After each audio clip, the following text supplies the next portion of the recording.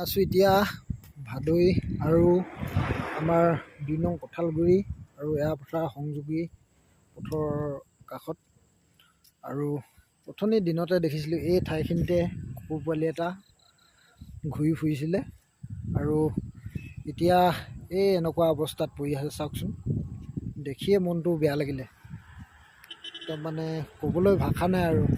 আজিকালি মানুহৰ মানসিকতাবোৰ কেনেকুৱা, এনেকুৱা দৃশ্যবোৰতে এই সৰু কুকুৰ পোৱালিটোৰ কাৰণে মানে মানুহৰ আজিকালি ঠাইৰ অভাৱ হৈছে। মানুহ আৰু জন্তুৰ মাজত পাৰ্থক্য আৰু প্ৰায় নোহোৱা হৈছে বুলি ক'ব লাগিব আৰু। চাওকচোন কেনেকুৱা আলৈ বিলৈকৈ পৰি আছে, মোৰ মানে দেখিয়ে বেয়া লাগিছে। এনেকৈ আৰু পৰি আছে, মনটো বৰ বেয়া লাগিলে দেখি। এনেকুৱা মানসিকতালৈ জীয়াই থকা মানুহ আৰু কি ক'ম, ক'বলৈ ভাষা নাই।